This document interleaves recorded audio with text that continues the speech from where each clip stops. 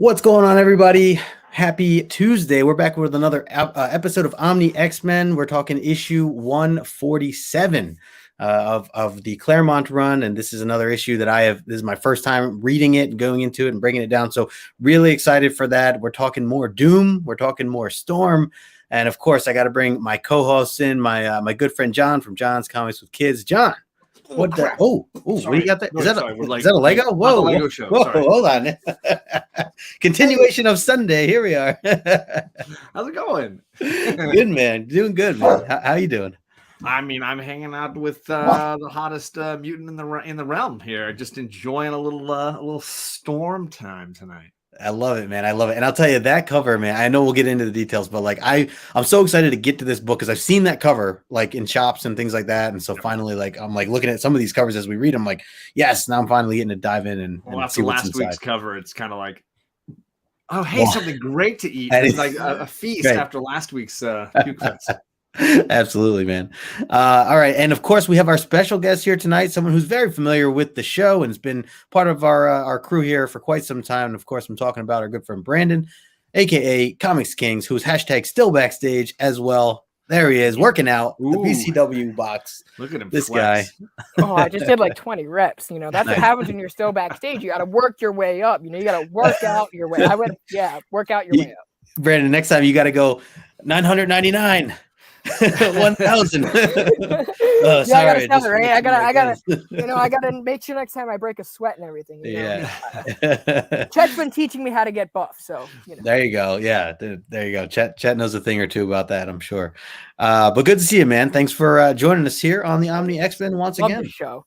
It's been a while. I've been behind on my X-Men reading. You know, you guys all know the narrative when it comes to, but I'm reading more modern X-Men, like early 2000s. So. I know I've been bugging John about that a lot because I know he's read that. Hey, it's good to be diving into any X-Men titles you can get into. I'm down. Dude, I got so many. I basically was Brandon's like apprentice this last weekend with all the trades I picked up. Nice. It was like Brandon's like good, yes, acceptable, keep going, more. That's basically what he was doing. Yeah, I FaceTimed him right after his little haul, and I was like, "You bastard, you're great." I was like, "I love you, John." It was more like you've been listening to me. You've really been listening to me. Someone watched the channel. Hashtag confirmed. We have about 8 people hanging with us right now, so appreciate everybody. And if you're not following John or Brandon, I put their information in the description below. Make sure you're subbed up to them and following them over on Instagram as well. And of course, John and I, we go back and forth with these shows. So if you're looking forward to next week's episode, it's going to be over on John's channel. So certainly want to be subscribed there.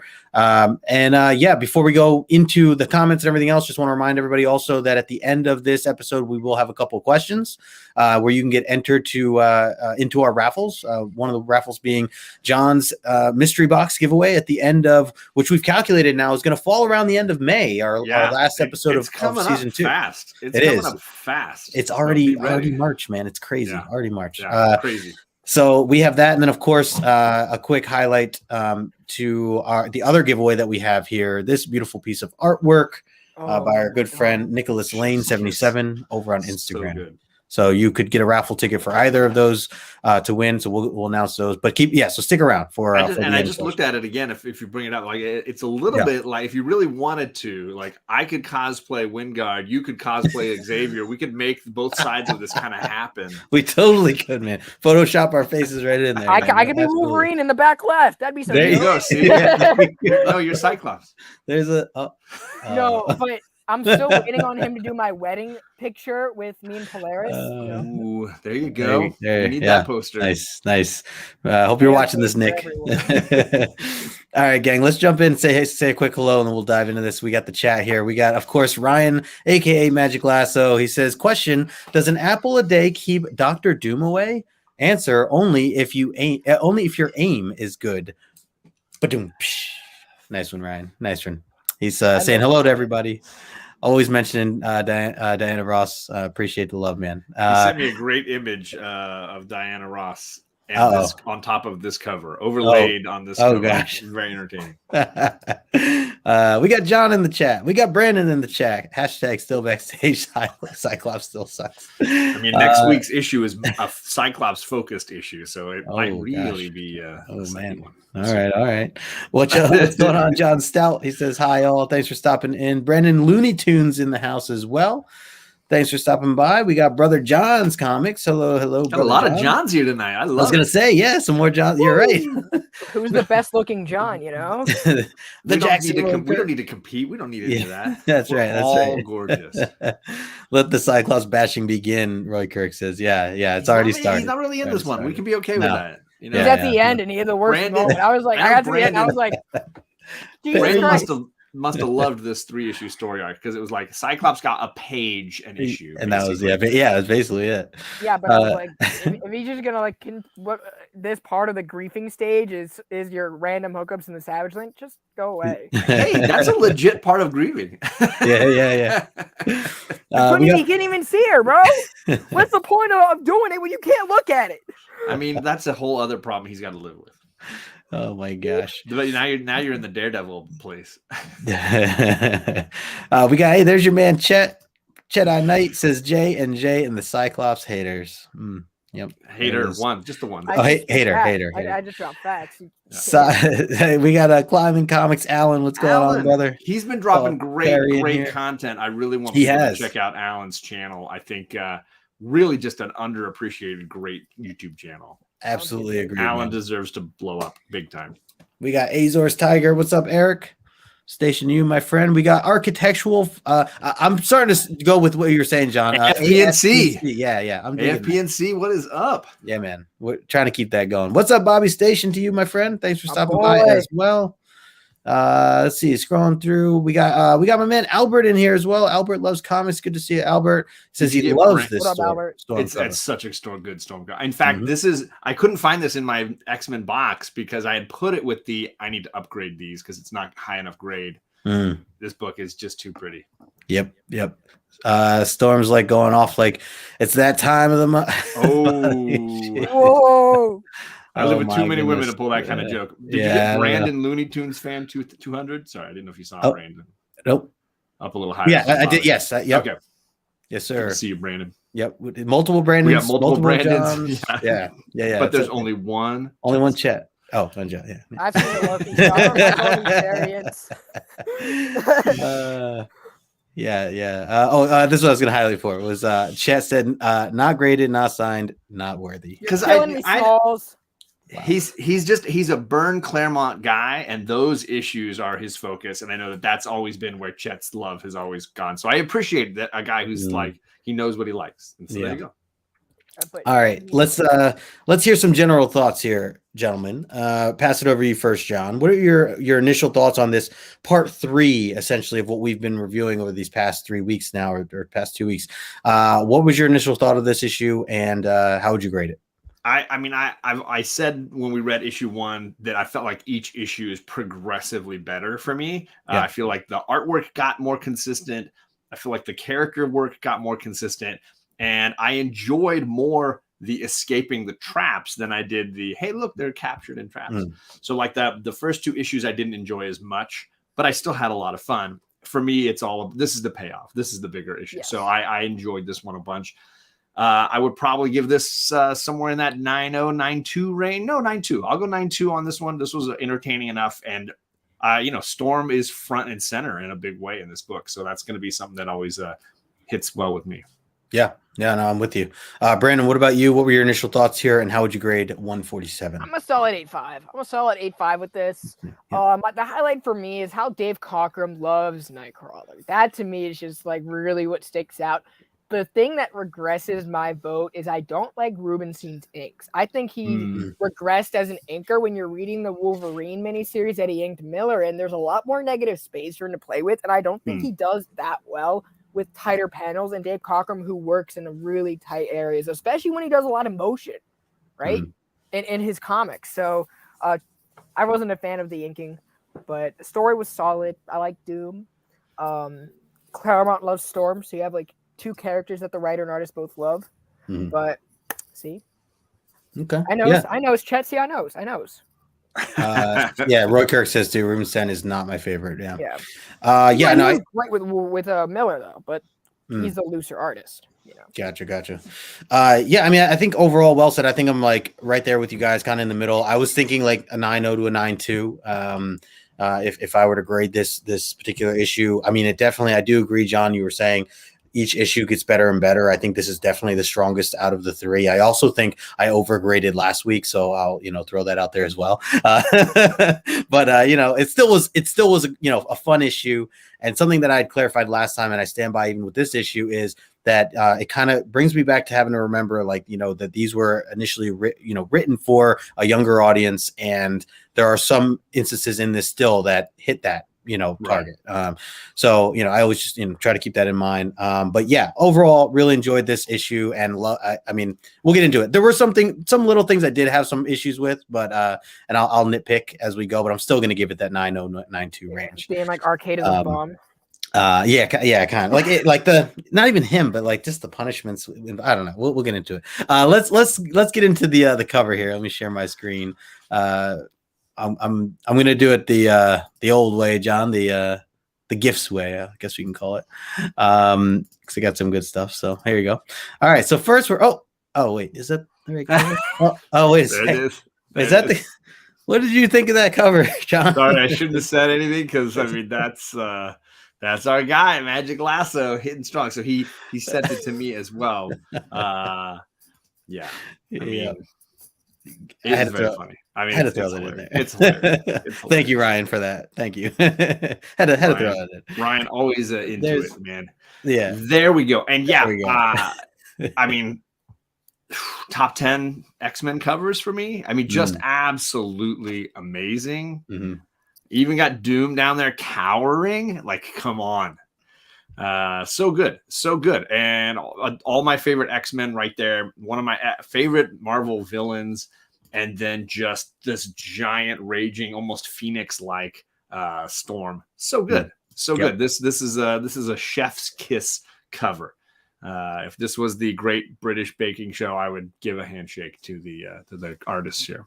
I love it. Hey, we got Alonzo in the chat. What's up, Alonzo? Hey, good to see my man. Thanks for stopping by. So you guys had an awesome hangout over the weekend. Man, very Alonzo jealous. Was awesome. It was a lot of fun hanging out with him, man. Very cool. And Mayor No Good spent the weekend with the Bad Batch station. Yes, yeah, that was a blast as well. I was Team Nerd Herding. You were Bad Batch. Yeah. And now I got to clean up the mess that both of them made. God damn it, That's fair. As usual. That's what you have to do with the two of us. The cleanup crew. So Brandon, what were your thoughts of this cover here? That I liked it, but I can say it's top 10, Mr. Comics with Kids. But John, I hope whenever you get a shot with Storm, you do a better job than Dr. Doom did in this issue. But as I don't know if you knew this, Brandon. Last week in the slideshow, I pointed out that later John Byrne retconned this and made it a Doom bot and not actually Doom. That's stupid. I don't like. John Byrne wrote an issue of Fantastic Four. I want to say 258. I'm just throwing a number out off the top of my head, but it's a great cover.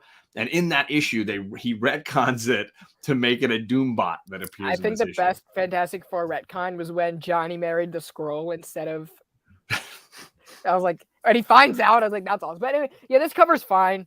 If you're a Storm fan, it speaks to you. For me, I was like, cool. I guess there are better ones, but it's dope. You get a lot of colors. It's vibrant, but the color work really good. Yeah, true. It's all right. It pops. If you saw this off the shelf on the stands, I'm sure it would stand out. I'm sure it would be like that cover of the week, but it's not an all-time cover. I mean, this is an instant grab off the shelf for me. I see that cover and I'm like, come to right. And that's what these comics were when this was made in the 80s. They were just to attract new readers every single Wednesday. There were more new readers coming in, so obviously cover work was a lot more prominent than it is today. Yeah, but the last cover was god awful. It was trash. I mean, it was trash. It's the cover that you're really like, ugh, let's put something in front of that. Let's put put a bag. Somebody put a bag on that cover. Yeah. I agree with Jackson Norcook. John Petty Byrne. This is when he was just like, "Screw you, Chris." So AFPNC says it was issue 258. There you go. before, which has again a really great burn cover where it's like Doom's hand tearing the cover of the issue, and inside he retcons this in sort of like his petty let me get back at Claremont kind of way. Hey, we got Raging Cajun Comics in the house as well. What up, JD? Hung out with him over the weekend. You hung out with him in person, and then we built some Legos on Sunday, so that was fun too. And Raging all out and about buying more Legos. I just saw. And I'm gonna be at Disneyland thinking about you, JD, tomorrow, and I'll try to see if I can cruise through the Lego store and not buy something. There you go. I'm sure JD will be there too. he may be there again. He might. Azor says, "I like this cover. He approves. I'm with you, man. All right, let's get into this issue here. So right off the bat, we get some really awesome artwork. What I thought was really excellent stuff done with Nightcrawler here. This first initial splash page. I'm always looking forward to how this is going to be done. I love how the coloring is with this. The lights, or the shadows and everything that bounce off him from the lightning and everything from behind him, I thought was really well done. There's only like 3 or 4 colors there total, and I think it's just really well done. But John, what are your thoughts here with this first? This is one of the best, I think, splash pages we've had in a good while. They're always, like you say, really striking, but this one is like phenomenal. We got the like clincher last week when it was like, how did Nightcrawler get out? And now we get that explanation, and he is in instant danger, 2 miles up in the sky, free falling, the storm raging all around him, thanks to what Aurora is accomplishing. And so great. I love this splash page. Fantastic. Absolutely. Brandon, what are your thoughts here with this opening scene? John hit it on the head. I mentioned earlier, and every time I've really done a Cockrum, I think most of the times I've been on the show, we've done Cockrum issues. That's really coincidental, but I love it because he's one of my favorites. Nightcrawler is his legacy, man. If there's one thing you want to remember about Cockrum is Nightcrawler. So this is just adding to that, and it kicks it off in a really bombastic way. This is the conclusion issue, so it's a great way to set the tone, and I think Cockrum knows that, and that's why he went all out with this. I dig it. I really dig it. Yeah, very cool. So like John had mentioned, like we're taking right in from the last issue where he essentially escapes that prison that he was in, and he took a gamble, and this is where he's at right now. Nightcrawler, shoots up like 2 miles or whatever it was up above the castle, and he remembers when they arrived at the castle, somebody describing how tall the tallest tower was, right? And he was trying to calculate, depending on how deeply under the castle he might have been, how high, and then he had to overshoot that estimate just in case he was off. So wonderful, like, oh my gosh, he just randomly appears in midair way above the castle and now is free falling. So we so we get a couple things here. So we get him finally catching. I really like how they figured out scientifically. Like I feel like Claremont really tries to justify all the different things. Like he does a good job, I think, even though some of it's obviously very far-fetched, but just trying to figure out what would essentially make sense to the reader as how, Nightcrawler would actually catch the upwind, I guess, of as he's falling, and how his bamfing works. We learn a little bit more about, his mutant power and how it's harder to do essentially what he's trying to do right now. So he's trying not to hit the ground. He can't just bamf to the ground because he's just going to splatter essentially. So I like that they elaborate on some of that stuff there. And then then it's time on the right there to have a little bit of a flashback. So just wanted to have some fun. But I usually putting these streams together, I usually skip out on the flashbacks, but I love this splash page as a whole, especially seeing it in the omnibus. Looked really beautiful there. So what were your thoughts here, John, on some of this stuff? I love this that splash page over there on the right. I think it's a great way to get us back into the story of what's going on. We're 3 issues deep in this particular plot line. I think I love seeing him like soaking wet, and then the like use of a color wheel there to like highlight all the different little moments that he's thinking over. It's great. That's fantastic. I love it. Absolutely. Brandon, what about you? What were your thoughts on some of this or even the flashback page? Damn, this looks fantastic on my iPad. Justin, you might be onto something. That's what I'm saying. No, I love reading it on Unlimited. John really took the words right out of my mouth. So don't do that, John. I'm sorry. Come on. You like bent the words out of my mouth. How about the fall though, Brandon? How do you feel about how he solves the issue of falling to his death? I think this is really where Claremont got a little far-fetched. That's another reason why I gave it an 8.5 was because Claremont is usually more of a thoughtful writer. This is like, I gotta pull something out of my rear end. Let's do it. So it was like, he's like, let's see. It's like, I feel like he wrote this while he was like looking like at like a windy place. So he wrote this like during the winter. He's like, oh, that's how that works. Let me use it. That's great. Kind of thing, you know? So I was like, you know what? It's all right. It's all he had going, man. It's all he had to get. It got to go the upward. It gets better from here. So like, hey, we got Rogue collecting in the house. What's going on, Rogue? That's the homie right there. Eric says, yeah, man, I read so many more books. Thanks to digital. Yeah, man. Right. Yep. I mean, it is convenient. It has its conveniences, that's for sure. All right, so let's keep this going here, and continue to go. We get, again, this heart of this blizzard that's been going on, and this is I had to put that one GIF in there because that's essentially what this robot storm is. Reaching to close the window here at one point. I just picture her going flying. So we continue to see Doom kind of being at the top of his game here, in control of everything. You see Storm frozen in the background of that middle panel there, in the chrome that she's in, while we see this robotic Storm that we know is robotic, standing out here. And of course, Arcade's just kind of being Arcade still. He's saying, "Face it, Vic. You lost." I like how he calls him Vic. Vic every time. Yeah. And then there's like even reports of this, how large this storm is actually being. So obviously this is just continue to be a really big deal. This storm, what's happening right now and how specific of the location that it's in. I'm going to start with you, Brandon. What are your thoughts on some of this stuff going on?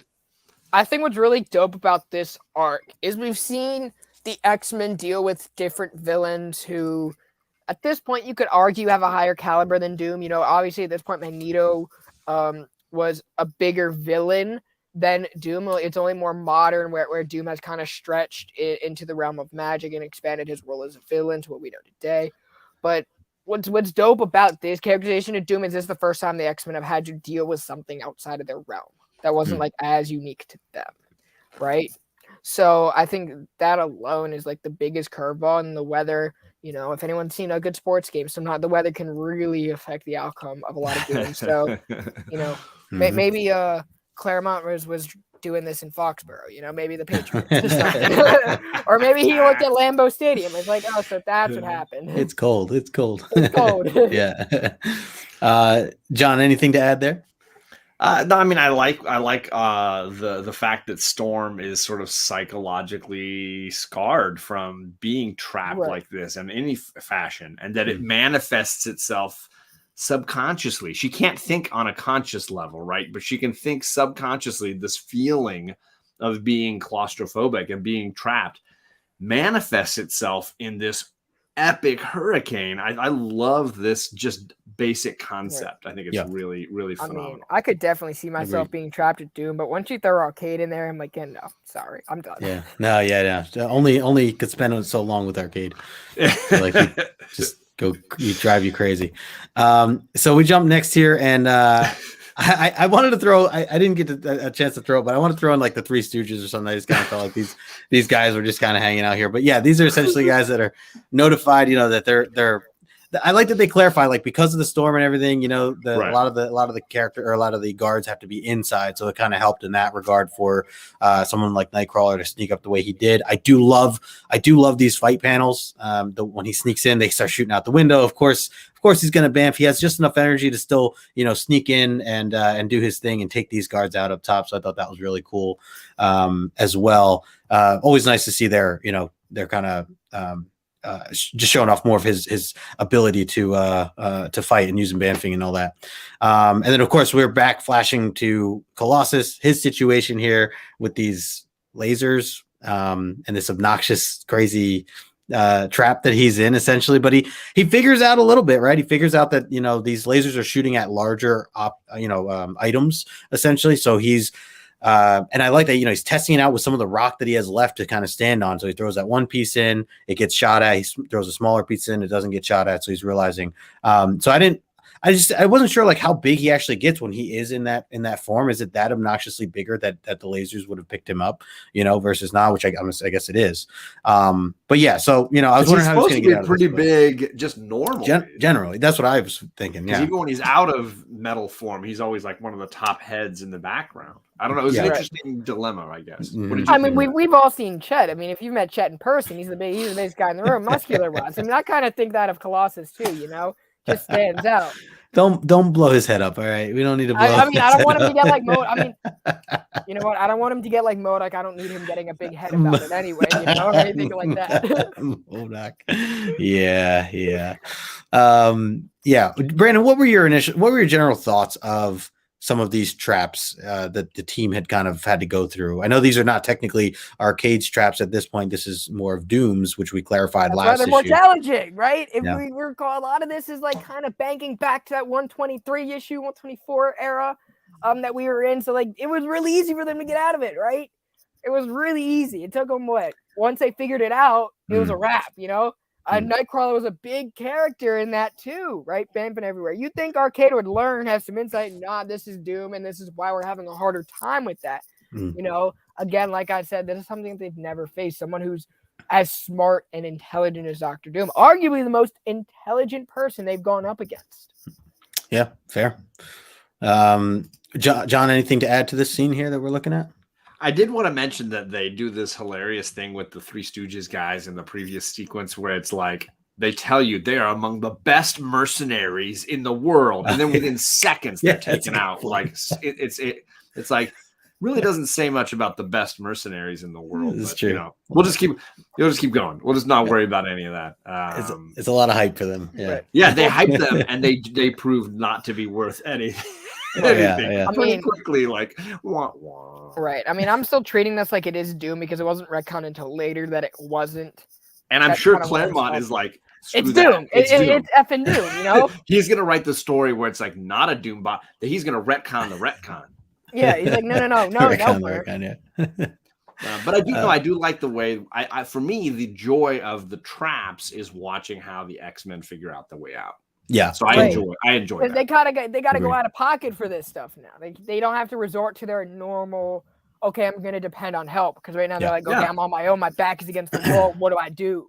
I can't punch my way out of this, and I can't just bamf my way into safety. It's like, no, I've got to strategically think about how to use my skills. This is where those danger room sessions come into play. It's true. It's very true. Chet here says, Justin, never stop Brando from gassing me up. Thank you. Yeah, come on now. Chet is like the most handsome person in this chat. Yeah. I see Michelle's in the chat. Good to see you, my dear. Moonlit Comics. Yeah, I'm going to be streaming with her after this. I know. Talking some Philadelphia. Some of my favorite. I got to be in that chat and troll you all. Please do. Just making sure Justin's running on schedule. Yeah. She's like, let's keep this going. There, Michelle. Like, come on, boy. She's like, come on, boy. Next slide. Let's go. Brandon, stop talking. One of my favorite indie reads, you guys, and I just snagged the newest issue that dropped this week. I already snagged it. Sorry, I shouldn't say that. But I already snagged the newest issue. I'm ready to read it. I'm looking forward to it. Mr. Johnson Jameson III, please gotta refrain. You never know who's listening. Yeah, that's probably true. Let's see. Chet said, I will say Darkstorm looked pretty powerful and well drawn. Facts. Yeah, agreed. All right, let's keep this going then. Jumping into, it's more Angel. He's at a rave of some sort. There's a lot of lasers going on. He's perched up, hanging out at the top. Sure. He escapes. He figures his way out. And then on the other side of things, we still have Wolverine, who's like curled up at the moment, which was like kind of big to see. Like he's really struggling with this. Yeah. Like this last time that we saw him, he at first had this confidence, like taking on this like wacky, the depth was throwing him off in this wall. This is like bouncing him around. He's like ricocheting. Yeah, bouncing. Yeah, right. Ooh, so thank you, Brandon, for dropping the link to Michelle's channel. Good call, Brandon. Thank you. I mean, we all got to see John Troll. No, I'm kidding. Michelle's awesome. Michelle's awesome. I adore Michelle and what she's doing. She's bringing a lot of people together. Fantastic. Absolutely. There it is. Boom. Hey, we got 62 in the house. So, 62. To your point, Brandon, to Justin, as far as this sequence goes, I think it's hilarious.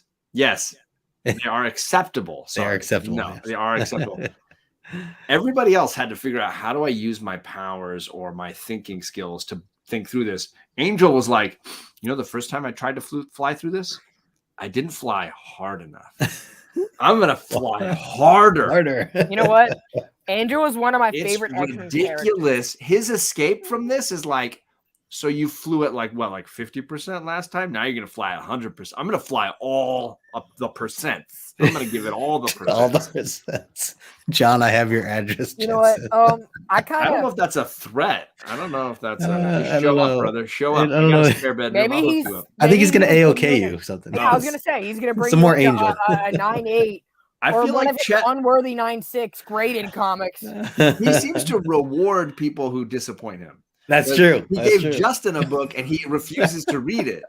I read the book. I didn't get a copy of it. Yeah, it's a good point. Read a digital copy. I didn't. Chet. I have not read X-Men 94 either. So we'll just put that out there. You seem to give some love to the people who disappoint you, Chet. Is this something we need to spend some time on? Do we need to discuss this? Yeah. John, he has high expectations for me, man. I mean, he does. But for me, I like Angel. I think Chris Claremont writes him like a dumb blonde, and I don't appreciate that. I mean, it's accurate. Angel is one of the OG X-Men, right? So when you look at it, he should be the mentor in here. He should be the one who's kind of bringing everyone together. He's seen all of this happen. So I thought that was really poor writing. It's like, nah, this guy ain't one of my characters. Screw him. My feelings on the original X-Men. We're not doing that. I read the original X-Men, the original issues, and it feels like Archie comics to me. And I laugh and I can enjoy it as Archie comics. Coffee read. Here's your Jughead, buddy. He's the Jughead. Angel is Jughead. Just give him a burger and he's happy. Like, he is a dumb blonde. Like, legit, this is your Jughead. Right. Yeah, no, but he only got one of the best women in Betsy Braddock or whatever. Nah, you don't be a dumb blonde and get her, because that's like getting Emma Watson essentially. Not because Cyclops is Archie, right? You know what? Screw Cyclops. Jean is Betty, and I guess Bobby is now Veronica. Lasso says he likes Angel. I like Cyclops, but my heart is with Jean. That is fair. That is fair, Lasso. Hey, we got TJ in the house. What's up, TJ? Says, Chet, the X-Men suck. Get my address from John. He wants the slut. He wants the goods. Yeah. Wow. I mean, I do have it. And not only that, Chet, I got a key. I can get in the house. He says, stop this an Angel. And like, this is awful. I will say, Chet, I did buy a 9/8 white pages slabbed X-Men book this week. I'll be sharing that soon. Nice. X-Men. Nice. I should say X-Men related because it's not titled X-Men. Be prepared. So we get this flashback here. We learn a little bit more of Wolverine and some of the things he's been battling in his own head. So I don't know how that kind of brought that out in him with this room that he's been in, but he definitely flashback. Yeah, kind of coming out of nowhere, but I do like that we at least see, because they never filled that in, at least to what I can recall of what we've read from that relationship. So while it is definitely random of it to be thrown in there, it does connect some dots, I guess, right. Just not, I don't know if this is the appropriate time to do it, but then we get more of that. So, he finally gets up, he gets the courage to, because a lot of it, we was talking about the berserk, the berserk rage that he has and losing it and trying to control more of that. And so this is him here trying to take that energy and focus it more, which ends up, working out, and he breaks his way through the wall. And then then we get over to this other side. We jump right into this battle. He shreds his way into the room right where Doom and Arcade are hanging out, and Doom's like, Storm, take him out. and Wolverine does not even hesitate, just straight up backhand with the slashes her and everything down. Snack. And that is such an underrated aspect, and I think if you really want to break this issue down, you look at the way Nightcrawler acts, the way you want to act. Look at Colossus. You want to look at Wolverine. They're very true to form, and it's very powerful, right? Because it's something that we've learned since issue 94. Their relationship has been so close. They've been teammates. They've been going through thick and thin, right? Yeah. Lots of deaths, a lot of separation. Wolverine has no problem hitting her, right? No. Because he knows she's gonna snap out of it. He has no problem doing this. No, he knows. He knows it's not her. He knows right? it's not her. He's like, right? I can smell this is not her. Yeah. I'm not even gonna hesitate. I'm slashing through this. That's what I loved most about it, was just them highlighting again, reminding you of that ability that he has. And he had no hesitation. He was able to sense it immediately. To me, that's what I love the most about this, is the way that Nightcrawler and his personality is just so true to what we already know. It's so expansive. Wolverine, same thing, right? That's what I love about this. Yeah, I'm trading right back. He took the words right out of my mouth. I feel the exact same. John, this is why I love you. The slaying of Storm is like he just doesn't hesitate. He's like, he's gotten his senses right. He's gotten his headspace correct. And he's like, you can't fool me with a freaking Doom bot. I know that's not Storm. Slash through that. And now you're next, Doom. Get ready. Right. I love it. I do think that this trap does echo a little of the Angel trap, where it's like, I tried slashing this wall. Now I'm going to slash harder. And I got out. There's a little bit of that. Yeah. Hey, you're not a dumb blonde. Nothing else changed. I refuse to believe. Actually, I'm gonna say Jackson Roy Kirk has convinced me. His comment, the dumb blonde with money. Clearly, Angel is Veronica in my metaphor. Oh, Angel is Veronica, and put me backstage. Bobby is Gunhead. I'm thinking this through now. Angel is Veronica. He's the dumb one with money, just like Veronica. I think total sense. All right, we're gonna jump forward here, and again, I really did love some of these panels were absolutely beautiful. I love on the left that middle panel there. I actually put as our banner here. I love it in our banner. I noticed it right off the bat. And I was waiting for this. Yes, great choice. Got the eyes and everything, right? Yeah, man. I wanted to spruce it up a little, and I hate the inking in it though. Thinking in this is so like lazy. In that middle panel. That middle panel, I don't have a problem flawless. with that. Well, the middle panel is, but everything else like so stupid. I'm okay with that. Like just the steam coming off of it and the nose seeing the face and the eyes, and I like, that is my Logan. That's all the coloring. That's the coloring right there. That highlights that. The inking in the other panels is so weak. Yeah, there's some flawed inking, but I think it's also some flawed layouts that are really flat, not really three-dimensional, very flat. That bottom middle, when it's like him versus Doom and he's popping the claws at Doom's face, they look like flat. Like it's very 2D. It's not very 3D. It doesn't really pop off the page. Yeah, I think Doom blasting Wolverine was a little weaker. Yeah. Well, we get I do like that Nightcrawler is involved here. He comes in on the other side of things. It's like, coming at him from both angles here. And he's gonna defeat Doom with a drapery. With a sheet, yeah. it's whatever works. I'm gonna wrap this guy. Nobody's tried this before. I'm gonna wrap Doom with curtains. He says, "Not bad, bub."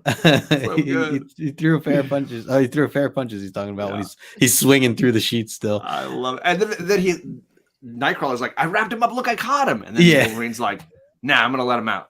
I'm gonna let him right out. I'm gonna cut it right through with this." He's like, Nightcrawler, you stupid. He's like, "You had all that time, man. You had all that time when we were doing all this, and that's what you came up with."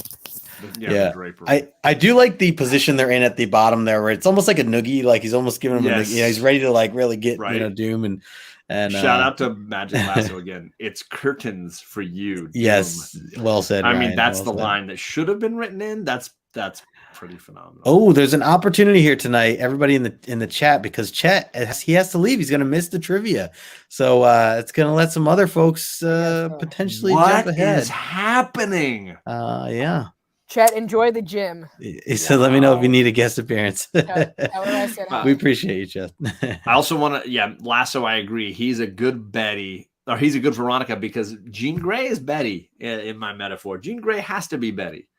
She's absolutely bad. This is for Brandon. Can you describe the flaws you have in the inking for this we're issue? used to Terry Austin, who has kind of cut that fine line between each of the characters, and is really good at describing the action and kind of cutting close. Like when you see how strikes are landed, I think here it kind of gets a little blurred, right? And I think and I'm comparing this to the Wolverine that he did with Miller, right? He's really able to outline Wolverine in a way that is really dynamic, makes Wolverine stand out. Obviously, that's a solo series. He is going to stand out. But even when he's like fighting the hand, the panels are more widescreen, like almost like that layout that we just saw like in the background, right?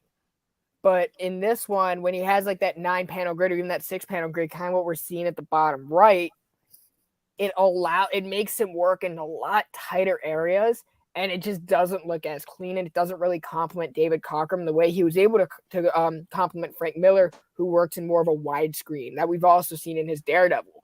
But Rubenstein wasn't the anchor on that. That was Klaus Janson.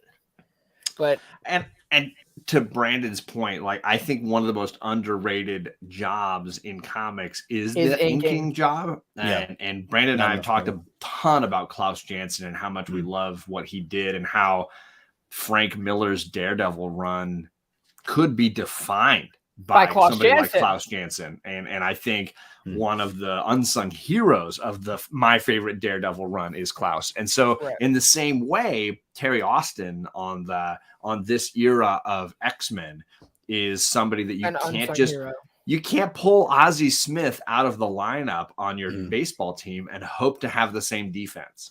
And I think you can't pull Terry Austin out of your team of artists on an X-Men comic and hope to have the same quality product. I'm sorry, was that a sports ball reference from John? That just no. See, that was a bowling reference where you have to hit the home run and through the uprights. Ozzie Smith, the great hockey goalie. You guys don't know Ozzie Smith, the goalie? You don't know him? I thought he played soccer, bro. He played soccer on the tennis court with the volleyball. He was a soccer goalie. Sorry, not curling. A hockey. Yes, absolutely. Oh, he's gold medalist. Curling. Bad. Oh goodness. All right, so we're next up here. By the way, if you have to AFP and C's point, if you have a chance to meet Klaus at a con. One of the most personable people. I had a great conversation with him. He signs a ton of stuff and it poses for pictures. Absolutely an icon. A great person to meet at a con. He gifted me this Punisher print over here. No way. Yeah. Nice. That's cool. He didn't have a Daredevil one, and I bought the Daredevil Omnibus because my grandparents couldn't afford it for my birthday, and I ended up seeing it at a con for like half price, and I brought it over to him, and he stood up, gave me a big hug, and signed my Omni. He said, "What print do you want?" And I saw Punisher. Honestly, a guy that I can't shout out enough. So it's so cool that you have a story like that, Brandon, because I feel like he's the kind of guy that creates a lot of those kind of stories in our community. He creates memories through his artwork and even in person. So Klaus is forever one of the greatest. There you go. Can't wait to read more of that. All right, next up here is a huge splash page, and one that I think, really defines, what we've been looking at from starting at the cover here, and just love this. Yes. Finally, Storm is free, and to mention what was back on the last page, it was a little ball basically that he had described Doom as, giving it to him that, what do you call it? A transmuter, a metabolic transmuter transformer. He goes, here, throw this at her. Yeah, throw this. And so, throw some balls at her. Yeah. So poof, there she is. Great. She's free. I am free. Love this panel. It reminded me of Super Saiyans for some reason, so I had to throw those in there.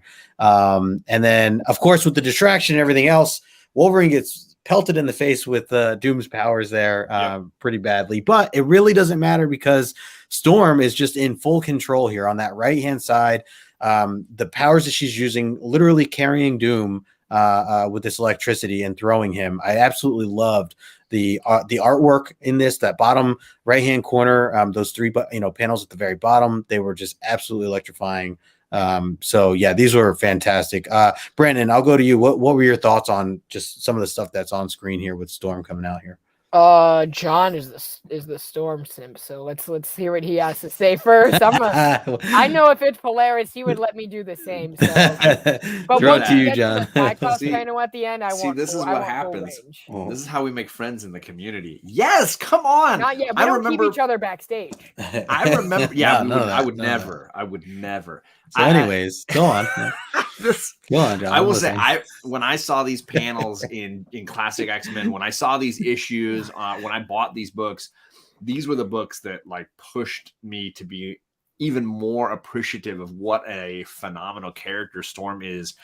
Basically, we see her in full Phoenix mode and yet able to control the impulse. There's so much going on here that I absolutely love. Besides the Phoenix binary kind of look that we get for her in this sequence, I just absolutely feel like it highlights the trauma she's dealing with and the ability to overcome it. I absolutely adore this panel directly next to me, and then the one of her close up of her face, and then the one in the far corner where it's just this crazy green, yellow, black kind of combo.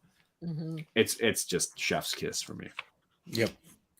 That's why I pass it to him. Could not agree more. Yeah. Yeah. Well said, John. It's Kareem and Magic right here. Just pass to anybody, we score. Yeah. James Worthy up top. Ooh, look, see, we're ready for the Philadelphia writer. He's got his Magic era basketball. He was at the All-Star weekend, yo. He was there. He was there for the Super Bowl and he was there for All-Star weekend, man. Rodney Barnes is his new Lakers show starts miniseries starts in a week, I think. It's gonna be amazing. Cool. That is cool. There you go. Just throwing out some more sports references. We're talking sports ball for you, Justin. A lot, man. A lot of sports ball coming from John. Don't think John didn't do nothing for us, Justin. All right, I'm gonna keep this going here. Just keeping on. Right, yeah. Right as Colossus steps back in here, slams some cement down to kind of break the floor out from underneath because they see that things are starting to get out of control here, and certainly he's trying to calm Storm down essentially, right? It says, right. She says, I am not, she even says that I am not that little brother. Or he said, you're so different. She said, I am not that little brother. I am power. Just seeing her hair going nuts and everything, all the way to the crazy point of where, as we see on the right, like Doom and the team are kind of working together here because it's just so out of control at this point. It's gotten to be very much Phoenix-like, as John, as you mentioned before, and the reminder of that. So, I did not see this coming in the sense of like, wow, things got so out of control. Doom is actually, X-Men and Doom are actually somewhat, working together in a sense, which is pretty wild. No one likes Arcade, bro. And where's Arcade in all this? They don't really address that part, but we do get to him. Brandon, what were your thoughts here on some of this? Angel's wings are Angel in this panel in this sequence is drawn so well. Yeah. And I love Storm just kind of being a little ferocious, like I am a goddess, which we're gonna see in the next slide, but it's like combining into my thoughts of this page. Mm-hmm. I'm treating it like he's still Doom because that's the intention of Claremont. Yeah. That's the intention that it's written. I'm not really buying Burns' little pettiness. It's like apparently he's Doombot. It's like Grant Morrison trying to outdo Jeff Johns as Green Lantern by undoing everything that he did. So I'm just like, you know what? I'm treating it as if like this is the X-Men's encounter with Dr. Doom, and because that's essentially the stakes of this. This is the way that our heroes are seeing the sequence. So yeah.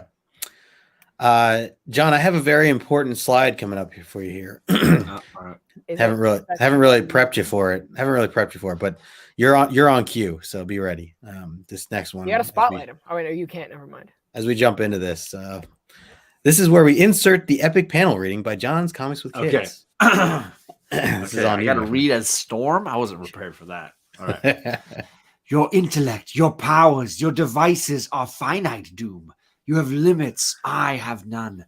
For all your posturing, you are still no more than a man. I am a goddess.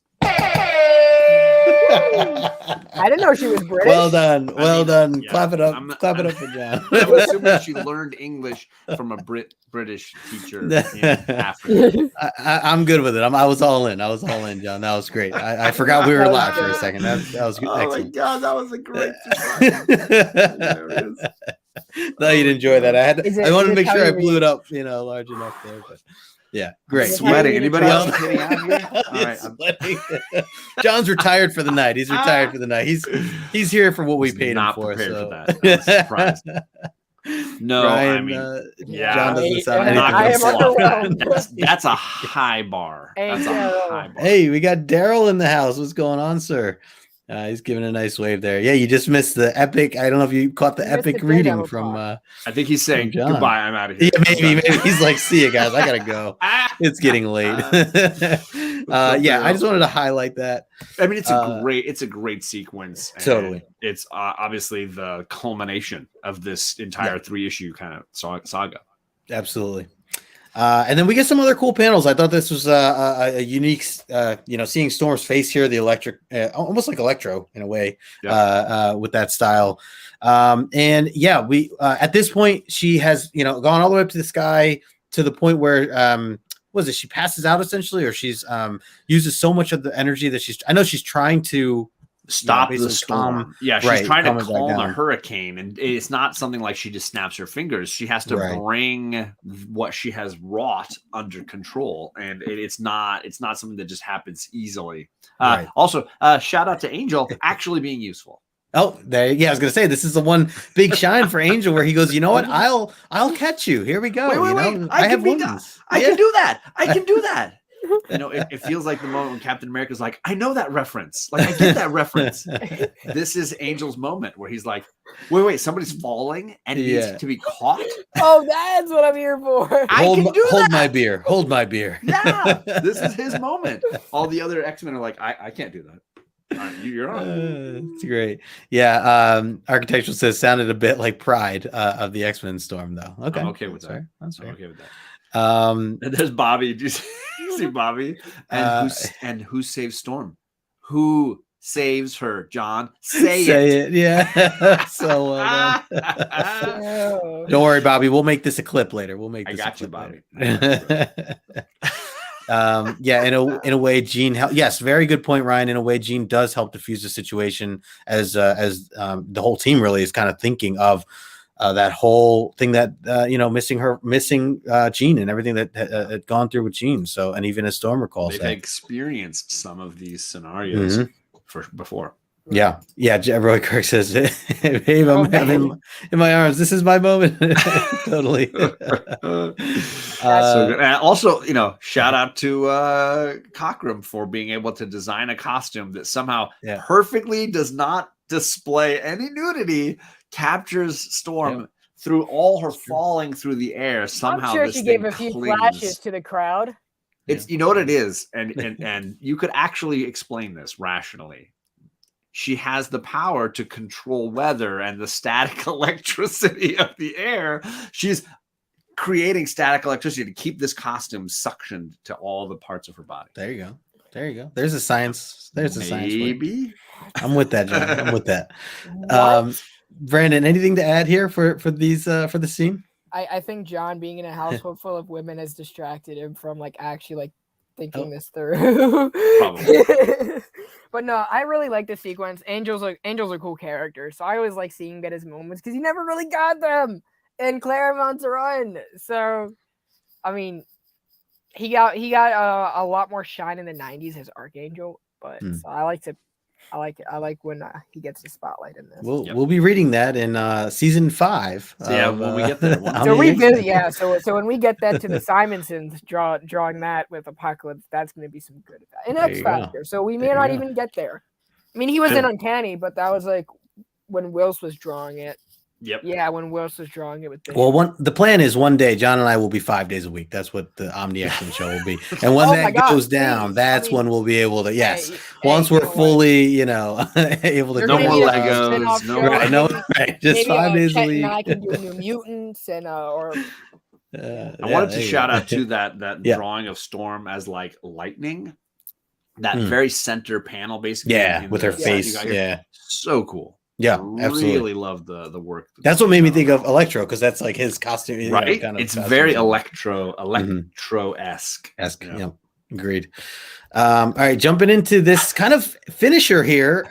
This is what kind of threw me for a loop, guys. I don't know, and you tell me if I'm wrong here, but I was a little taken by. Okay, so they solve everything, right? Yeah. They all stand up. Basically, even Arcade tries to sneak away. Colossus says, "Hold on, buddy, you're not going anywhere." And then they exchange words.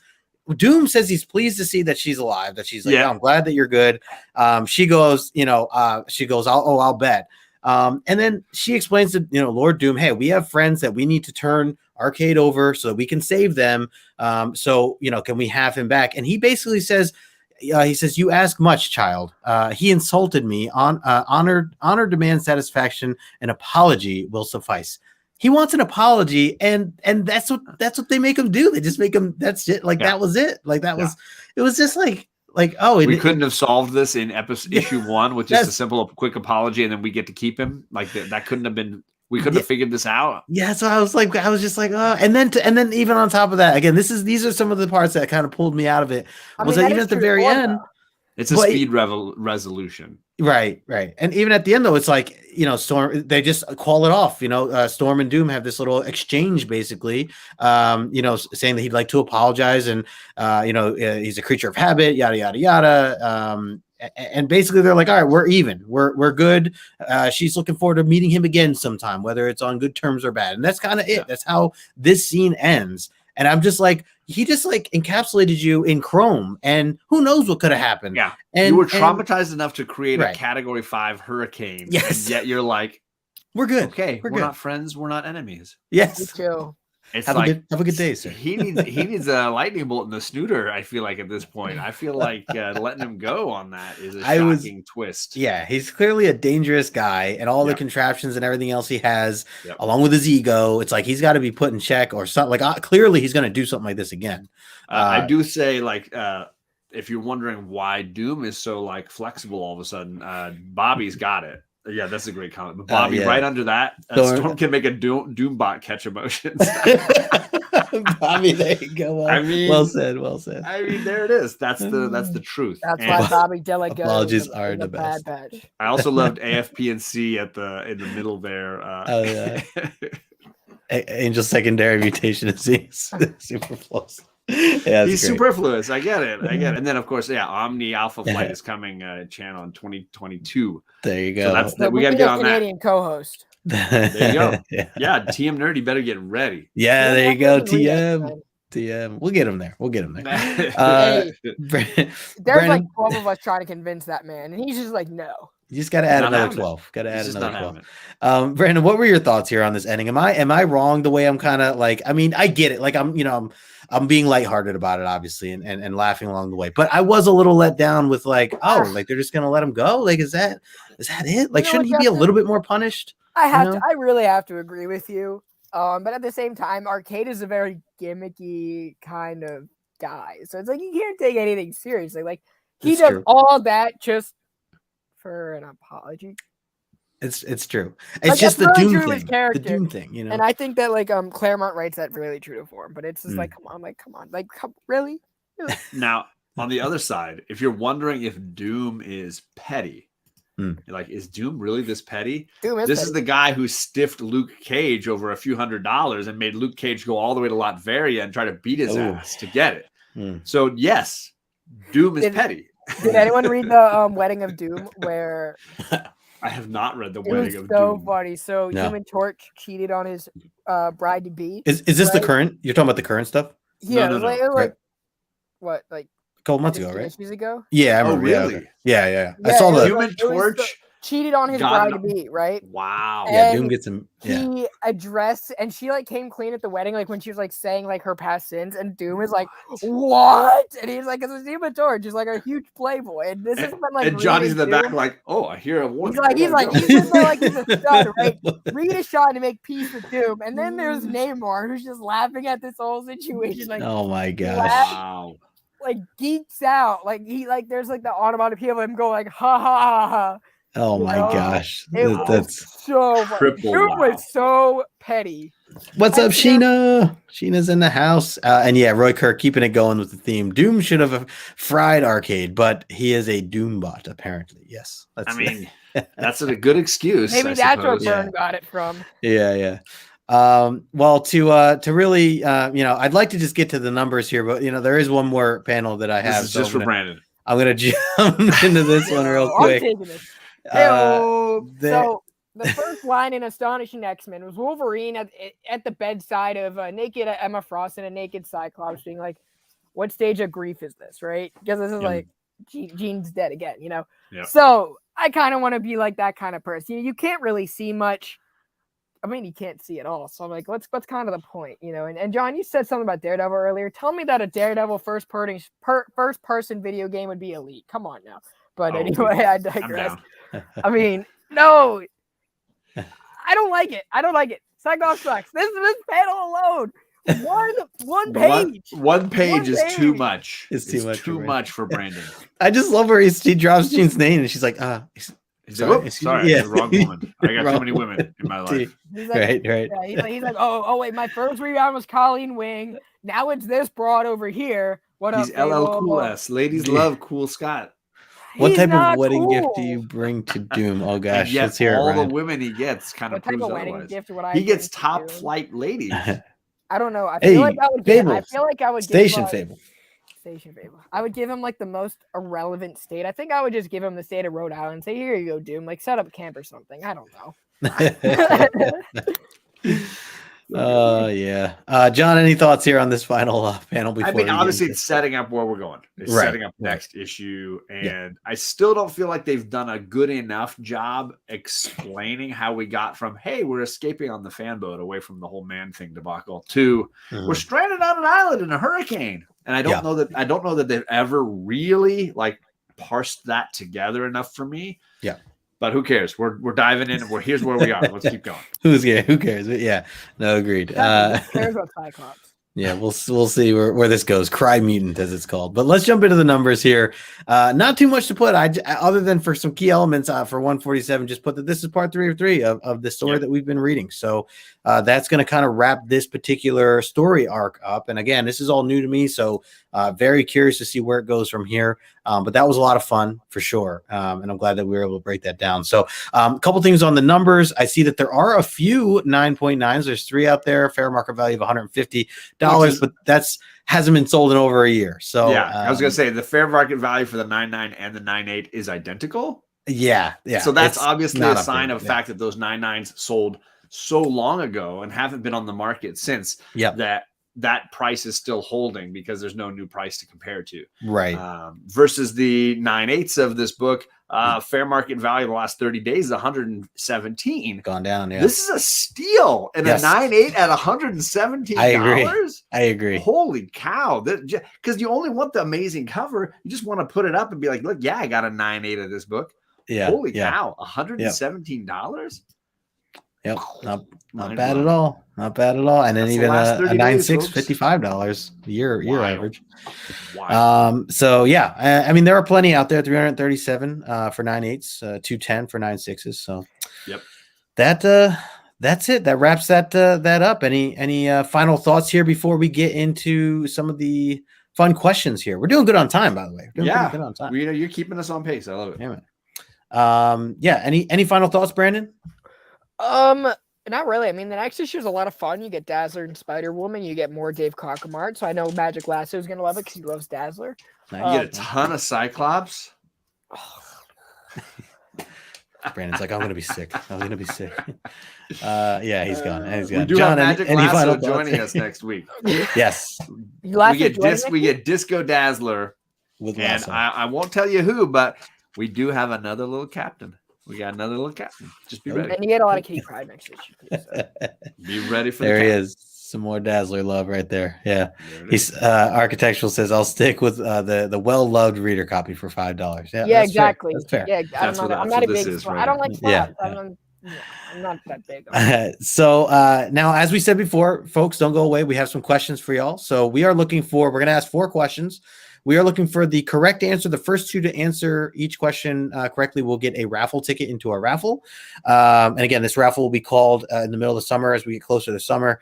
And then if you can give us the funniest answer, so we're looking for sarcasm or any type of joke, you can get 1 point for that as well. We are going to let our guest Brandon choose what he thinks is the funniest answer as you type them in. So, and y'all know my sense of humor. Keep that, you got to play to the guest. At this point, you got to play to the guest a little bit. You know, you got to keep that in mind. I wonder what happened when JR was on here. He said, Justin, if keeping it moving fast. Can't read today. But yeah, Doombot. Apparently, you're a Doombot. I love it. Apparently, you're a Doombot. I love it. John, you want to kick us off with the first question? I can. Last week we were dealing with some of the X-Men characters in various Doom traps. My question is, what danger does Banshee rescue Moira from? Moira is, of course, trapped much like Banshee. What is the danger that Banshee is trying to rescue her from? There's some room for comedy in there as well. Definitely room for comedy. So remember, we're looking for the correct answer. If you see someone else type it, still you could copy and paste it in to get that second attempt in. What did Banshee rescue Moira from, basically? Yeah, what did Banshee try to rescue Moira from? I know he had some help. Iceman helped. Your girl helped a little bit. Polaris helped, but what were they trying to rescue Moira from? That was a pivotal part in our relationship, John. You know, I was really proud of her. She home that. Yeah, she told you all about it, I'm sure. Wow. She's sitting over there. She's waving at me. What's she waving with?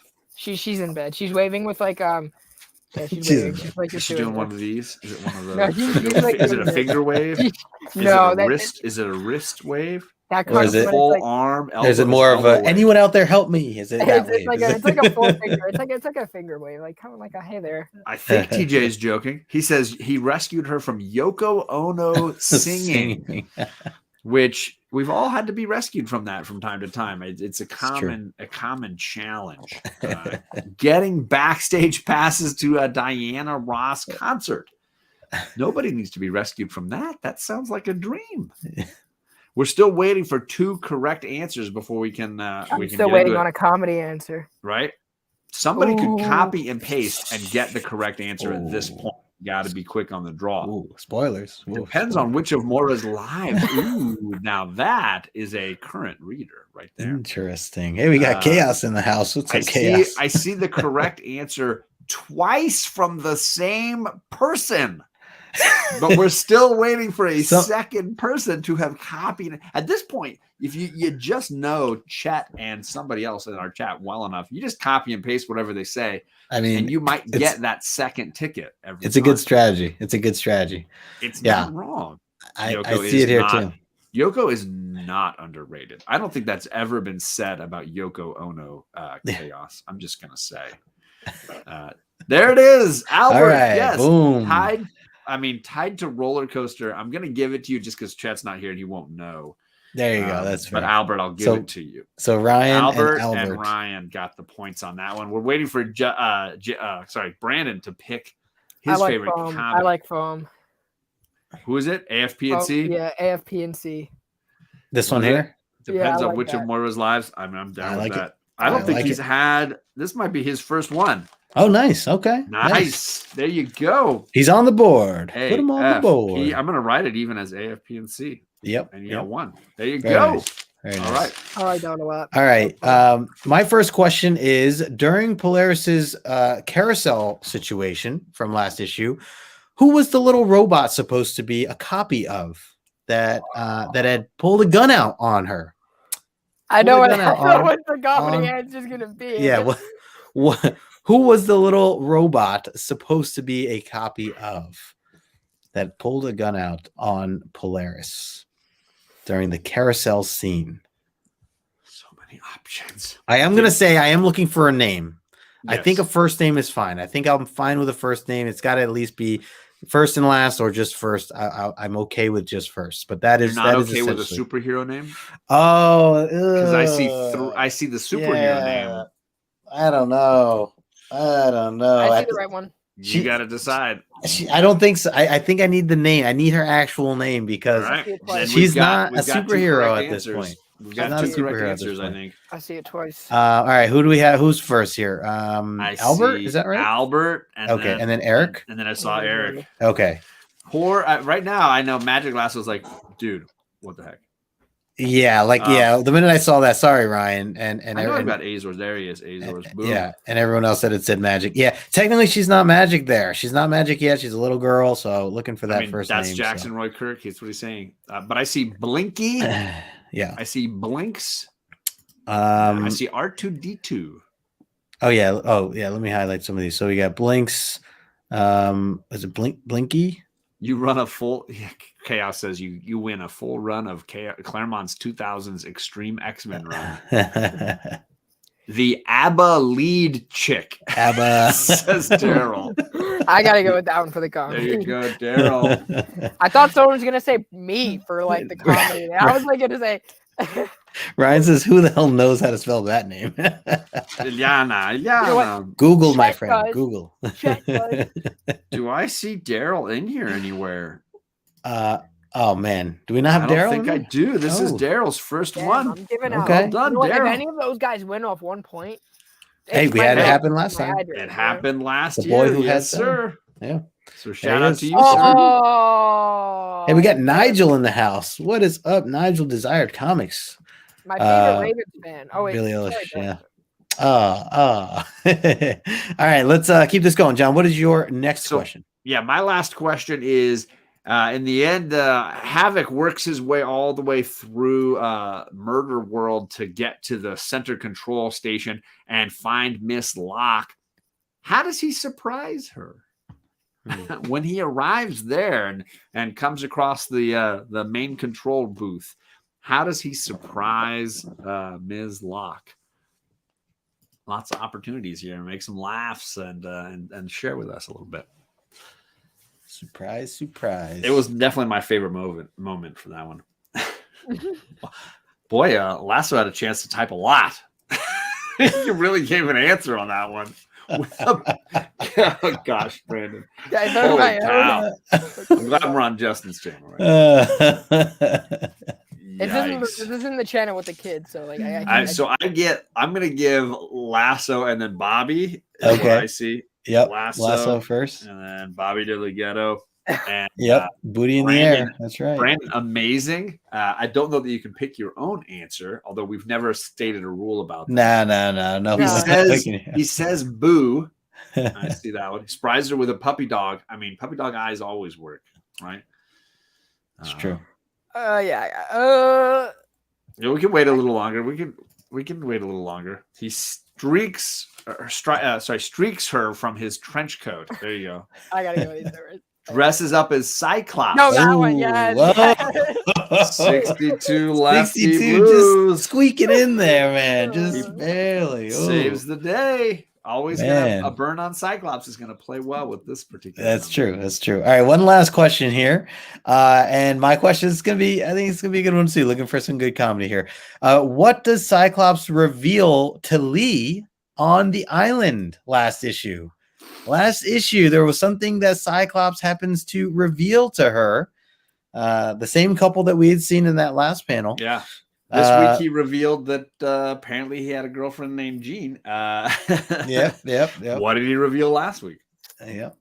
I think he said that his brother was the better leader. Oh. I don't think he's ever going to reveal that because it's just not true. I think it is. I'm just convinced. I don't think he even knows that he has two brothers at this point, Azor's.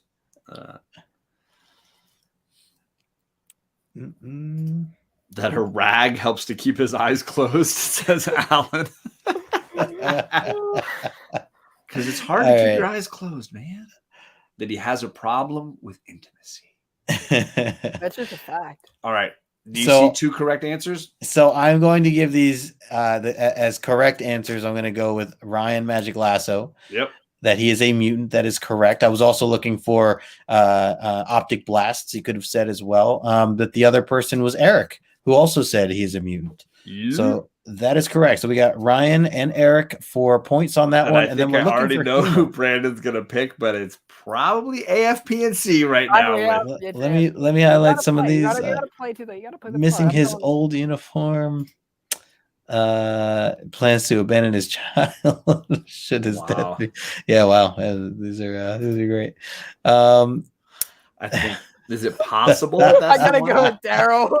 I gotta go with Daryl. Oh, he's going with Daryl. He's going with Daryl.